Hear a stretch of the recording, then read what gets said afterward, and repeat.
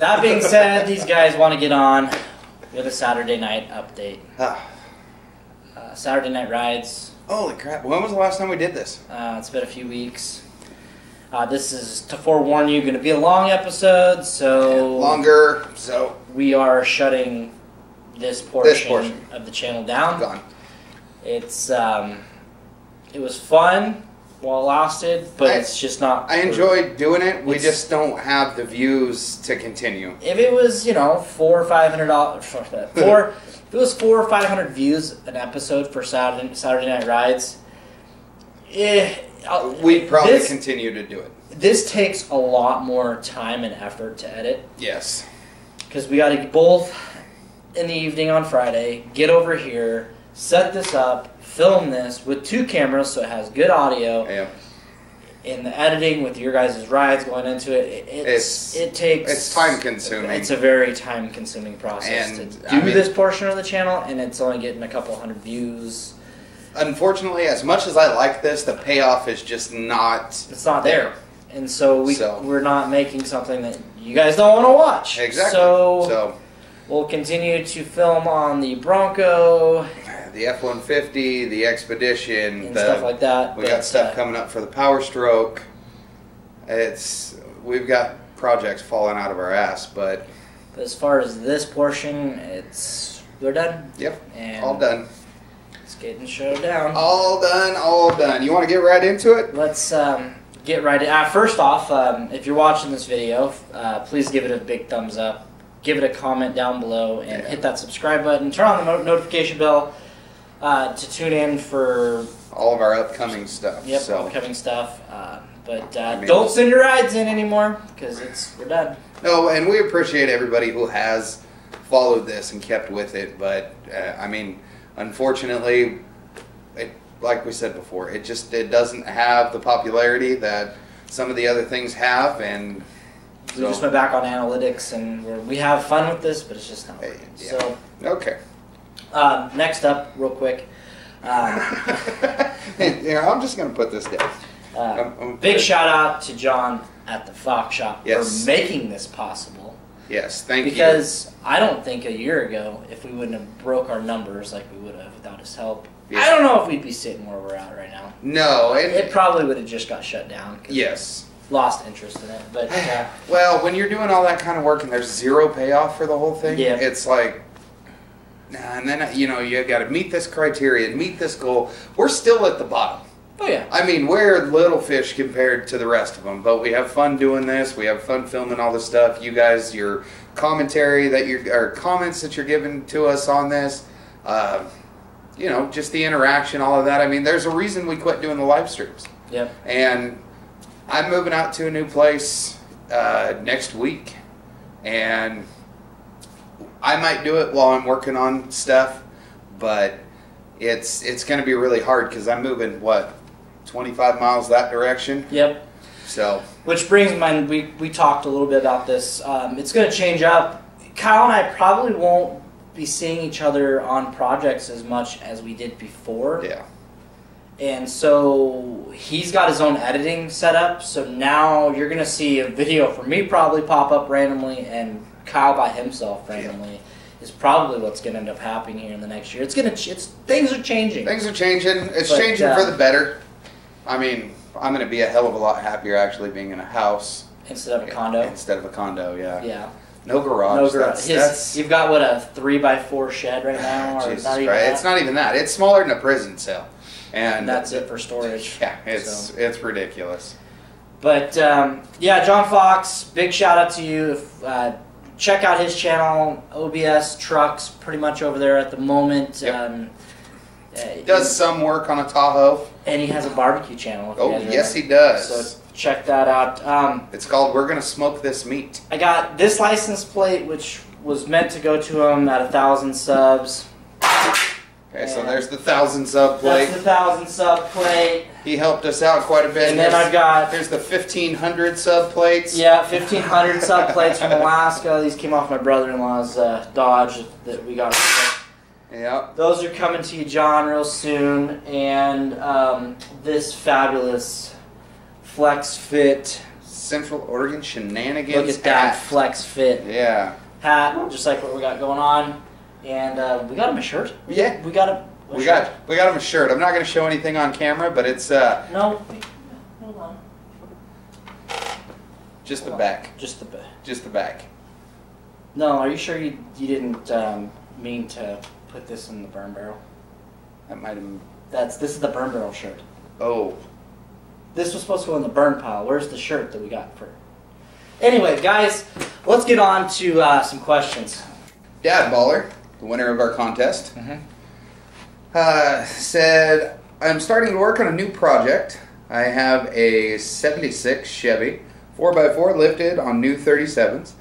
I just picked the truck up and it was cheap. The cab is junk and the engine has an extra hole where a rod went through. I have an old 56 Chevy cab I'm putting on the 76 frame. I found a kit and it's all bolt-on. Well, that's kind of cool. Yeah. Anyways, instead of getting a new V8 gas, I was going to get a 4BT and install it.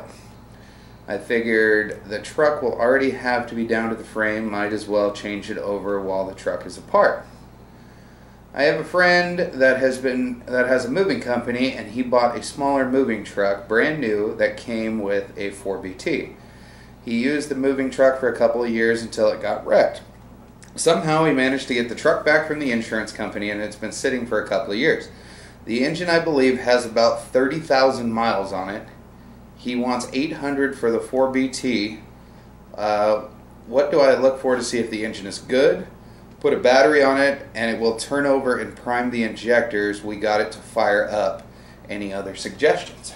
No, $800, you can't go wrong. No, not for that. I mean, the one that we have out in the Expedition, we paid $1,000 for, and we spent 14 hours on the road driving to Reno to get. So, I mean, it's already an on-road motor. Yeah, we had to convert ours from industrial, off-road industrial to on-road. So yeah, I mean, the only thing you got to hunt down is. Well, he said it's a four-wheel drive truck, so... Got to figure out how you're adapting that. So my suggestion to you is to get the shell built first, because you're not going to want to set that setup in there and then throw the body on and have clearance issues between the back valve cover and the body because of the fact that those sit tall. Yeah.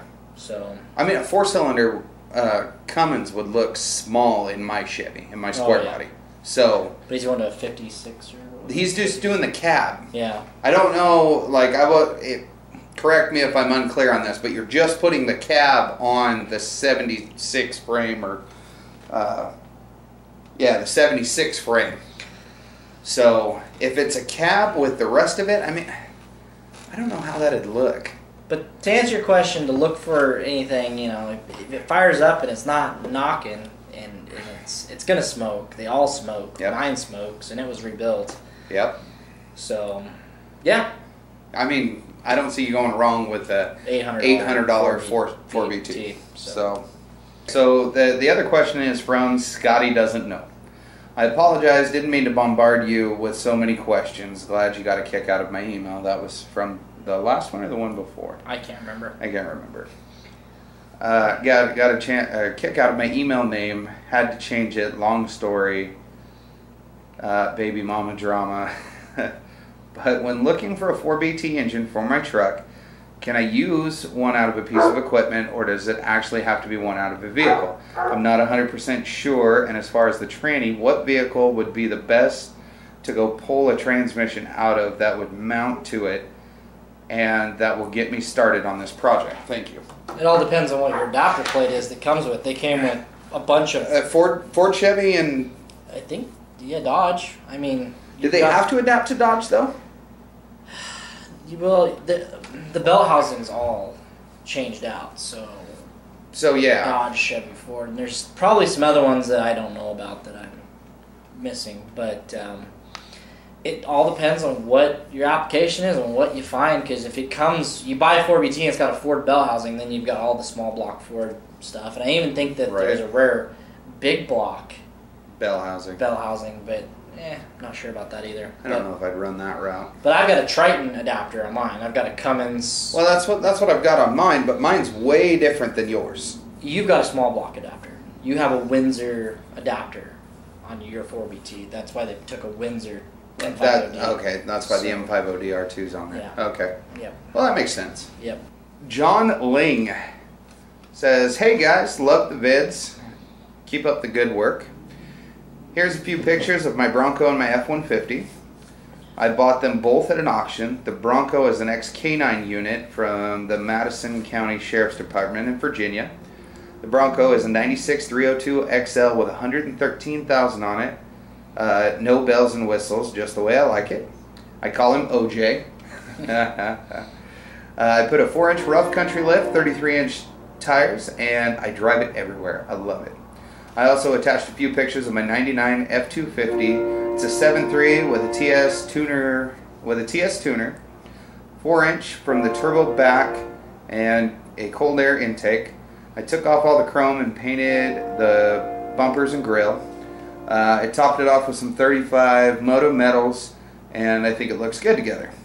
Thanks for checking out my rides." It's a good looking Bronco. Yep.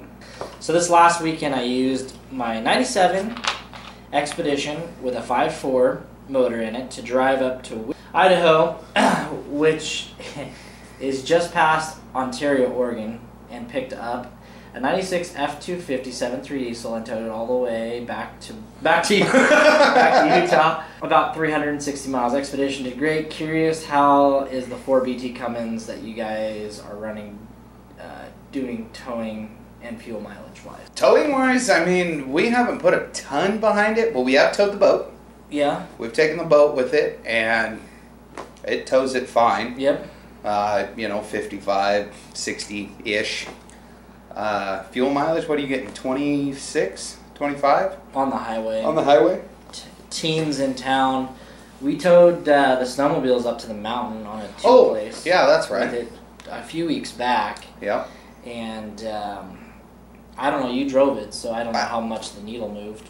But the needle didn't move all that much. The night before I put $40 into it, and I bet you there was still $30 of diesel in it, and we drove from here up to Mount Bachelor and back. Which is going from 3,000 feet all the way up to... What did we go? 68? Yeah. 7? Something like that? Yeah. So, I mean, it did good. It loves the cold air. Yep. Britton sends in a couple pictures of a flatbed Ranger. "Hey guys, my name is Britton, and this is my 1988 Ford Ranger. It has the V6 2.9 with a 5-speed manual. So far, I've done a 4-inch rough country lift with 33s and an intake and exhaust. I also have a Jeep straight axle for the front, planning to do a 6-inch long arm lift, and I hope to do a motor swap in the future, maybe a 4BT or a 5.0 out of a Mustang. And you guys may have seen my truck around town. I live in Redmond. Anyways, I love the videos. Keep up the great work." Oh, shit. Hey, well, I don't think I've seen that. I don't think I've seen that pickup around. I mean, I do a lot of driving in Bend, so it's... That looks like it was taken out at Cattails. Actually, that looks like where we like to go take pictures. But, yeah, I mean, we have one. Yep. I mean, it's not a flatbed, but when it gets to my place, I'm going to get some recording done on it. Damn it. So, our last and final ride of this series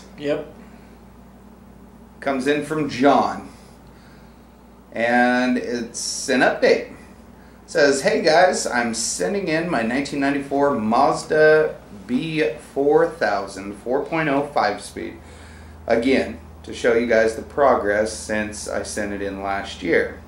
When I sent it in last, I was in the process of getting it drivable. It only had 80,000 miles on it, but it was very rusty.